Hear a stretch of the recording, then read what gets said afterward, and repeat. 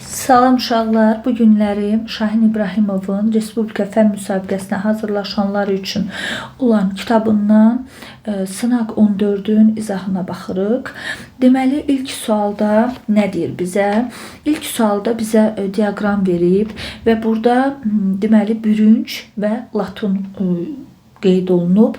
Gəlin ümumiyyətlə yadımıza salaq ki, bürünc və latun nədir? Bu 7-ci sinifin dərsliyində, yeni nəşrdə, yeni dərslikdə daha doğrusu bu ilin dərsliyində qeyd olunmuşdu. Deməli, bürünc nəyə deyilir? Bürüncün eyni bir adı da tunçdur eyni zamanda. Misin qala ilə ərintisi bürünc və yaxud da tunç adlanır. Yəni bürünc paslanmaya davamlı olan bir qarışıqdır. Latun isə əsas tərkibi mis və sinkdən ibarətdir və bu möhkəm olur. Hətta mis və sinkdən möhkəm olur dözümlüyünə görə və bu möhkəmliyinə görə də bundan inşaatda istifadə edirlər və hər ikisi də deməli homogen qarışıqdır. İndi bizə burada nə verib? Deyir ki, homogen qarışıqdır. İndi yəni biz bunları bir-bir qeyd eləyək. 1, 2 və 3'ə qeyd eləyək. Birinci hara aiddir? Deyir homogen qarışıqdır. Hər ikisi bunların hər ikisi homogen qarışıqdır. Heterogen qarışıqdır. Xeyr, dedik ki, homogendir, heterogen deyil. Sonra tərkibində qalay var. Tərkibində qalay olan hansıydı?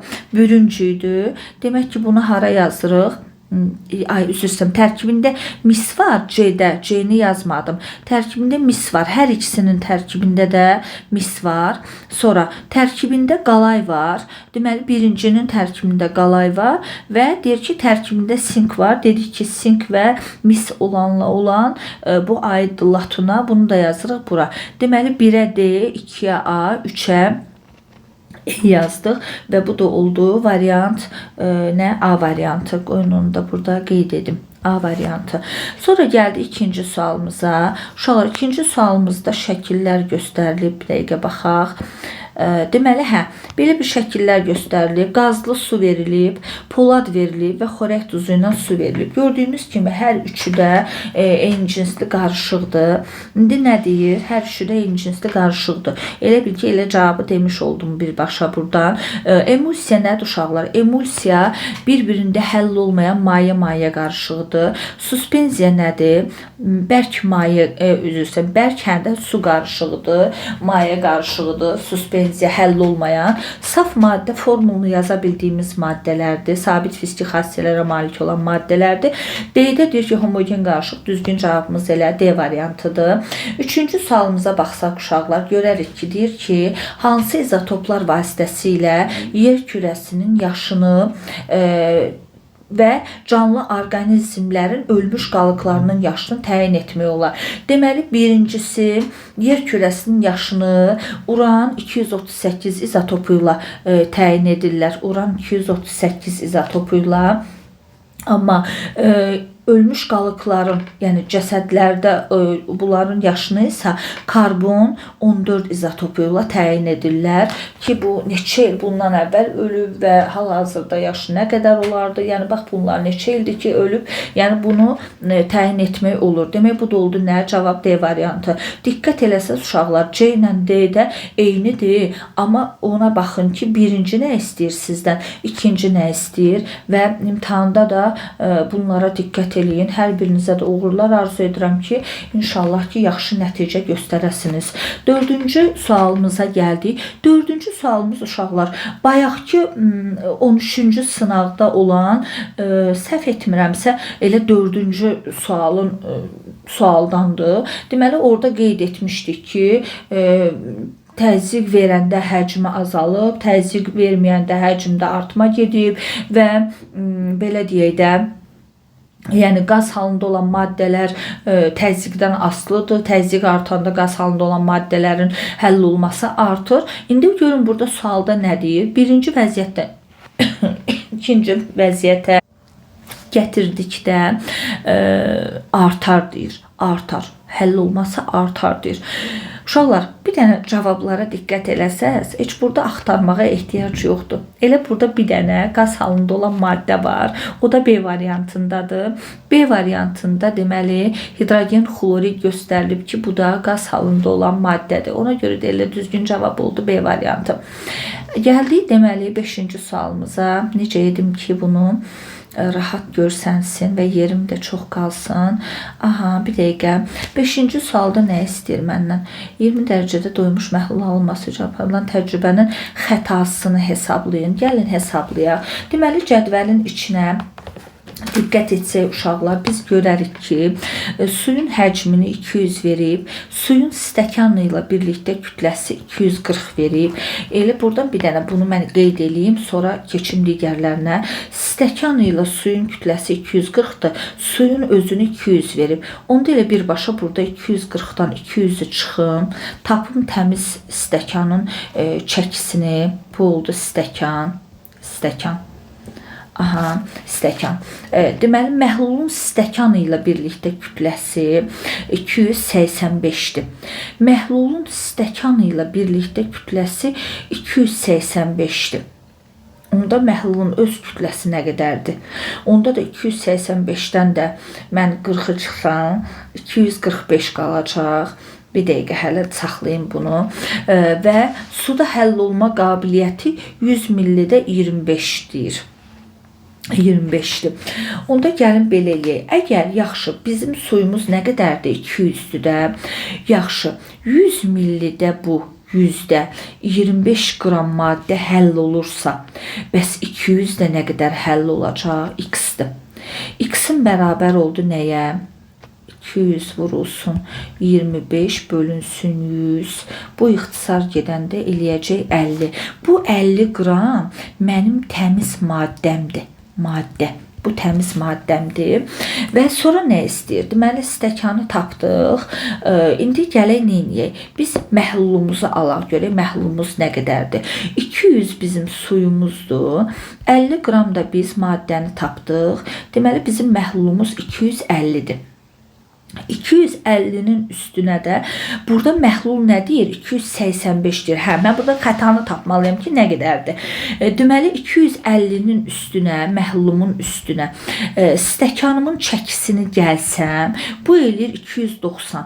Normalda məndə stəkanın su ilə birlikdə, yəni məhlulla bir yerdə çəkisi, kütləsi 290 olmalıydı. Amma mənə nə qədər verib? 285. Onda belə eləyim də, 290-dan çıxsaq 285-i, yerdə qalacaq 5 qram. Deməli, 5 qram bu artıqdır, burada çoxdur.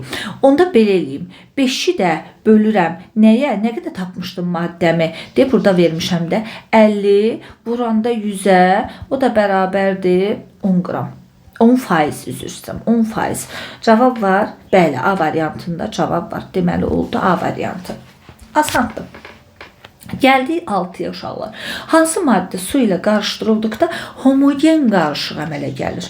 Hansı maddə su ilə qarışdırıldıqda homogen qarışıq əmələ gəlir? Burada 4 dənə deməli bəndlər, variantlar var. Biri kükürtdür, biri təbaşirdir, kalsium, karbon O3, biri qumdur, silisium O2. Bayaqları bunu digər sınaqda idi, səhv etmirəmsə, elə vermişdi. Biri də CH3OH-dır. Baxın aşağılar, bu spirtdir. Etanol və yaxud da ki, metil spirti deyilir buna. Metil spirti. Qoyun adını qeyd edeyim sizin üçün. Metil spirti.